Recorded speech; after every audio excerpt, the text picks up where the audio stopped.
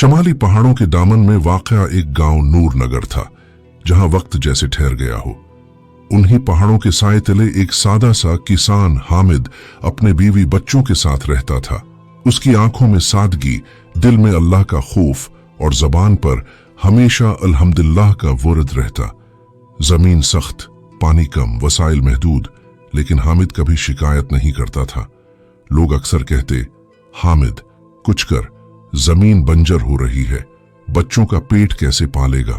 वो मुस्कुराकर जवाब देता, मेरा रिज्क मेरे रब के हाथ में है, मैं बस मेहनत करता हूं, बरकत वो डालता है। इसके पास एक खच्चर, 2 बील और एक छोटा सा कुआं था। कई सालों से वो यही मामूल चला रहा था, लेकिन अब गांव के हालात बदलने लगे थे। 2 साल मुसलसल है, कहत ने जमीन को खशक कर दिया था। चश्मे सूख गए और कमवें खाली हो गए। बहुत से लोग शहर की तरफ हिजरत कर गए, मगर हामिद ने इनकार कर दिया।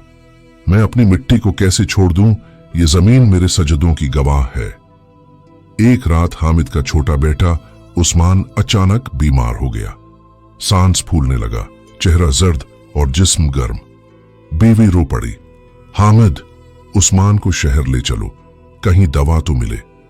हामिद ने घर के गोशे में जाकर नमाज पढ़ी, सजदे में सिर रखकर कहने लगा, या अल्लाह मेरे बच्चे को शफा दे। मेरे पास ना पैसा है, ना गाड़ी और ना कोई डॉक्टर। मैं तेरे दर पर आया हूं तो ही काफी है। इसी रात उस्मान को पसीना आया। सुबह जब वो आंख खोलकर मुस्कुराया, माने अल्लाह का शुक्र अदा किया। गांव वालों को जब ये सुना तो हैरत हुई। वो जानते थे कि कोई दवा नहीं मिली थी। अब गांव मुकम्मल सूख चुका था। आखिरी उम्मीद हामिद का कलमा भी खश्क हो चुका था। पूरा गांव मस्जिद में जमा हुआ। इमाम साहब ने ऐलान किया, कल सब लोग दुआ के लिए खुले मैदान में निकले, अल्लाह से बारिश मांगी जाए। सब गए, मगर कुछ दिलों में शक था। सिर्फ हामिद छोटे से शामियाने के नीचे बैठा था और उसने अपने साथ एक छतरी ले ली थी। एक नौजवान ने हिंसते हुए कहा, बारिश आई भी नहीं और तुम छतरी ले आए। हामिद ने मुस्कुराकर जवाब दिया, जब दुआ मांगते हैं तो यकीन भी रखना चाहिए।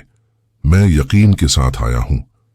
शाम ढलते ही आसमान पर बादल आए, बजली चमकी और फिर बारिश का सिलसिला शुरू हो गया। पूरा गांव झूम उठा। कुछ लोग हामिद के गले लगकर रोने लगे। एक दिन शहर से हामिद के रिश्तेदार का बेटा कामरान आया, तालीम याफ्ता, मगरूर और दीन से दूर। उसने हामिद से कहा, चचा आपके ख्यालात बहुत पुराने हैं। आजकल सब कुछ इल्म और साइंसी तरक्की से होता है। दुआ, इबादत, ये सब पुरानी बातें हैं। हामिद ने नरमी से जवाब दिया, बेटा इल्म अच्छी चीज है, लेकिन जब इल्म गुरूर बन जाए और अल्लाह को भुला दे तो वो वबाल बन जाता है। मैंने अपनी आंखों से दुआ की ताकत देखी है। कामरान हंस दिया, लेकिन कुछ दिनों बाद वो अचानक बीमार पड़ गया। डॉक्टरों ने कहा, यह बीमारी नायाब है, दवा का असर नहीं हो रहा। हामिद ने उसे अपने घर बुलाया, तीमारदारी की, दुआएं मांगे और हर रात तहज्जुद में रोता रहा। एक रात कामरान की हालत बिगड़ गई। हामिद ने कुरान पढ़कर दम किया और कहा, या अल्लाह ये तेरे बंदे का बेटा है, इसे शिफा दे ताकि ये तेरा कुरब पहचान सके। सुबह कामरान की तबीयत में हैरत अंगेज बेहतरी आई। कुछ दिनों में वो ठीक हो गया। उसकी आंखों में अब गुरूर नहीं, शुक्र था। चंद महीने बाद गांव में एक स्कूल, एक छोटा दवाखाना और एक कुआं तामीर हुआ, कामरान के ताउन से। वो कहता, ये सब उस दुआ का सिदका है जो एक बूढ़े किसान ने मांगी थी। मुझे अब इल्म मिला है, लेकिन उसका मरकज अल्लाह है। लोग हामिद को बाबाए यकीन कहने लगे। उसका पैगाम सादा था, जब हर दरवाजा बंद हो जाए तो अल्लाह का दरवाजा हमेशा खुला रहता है।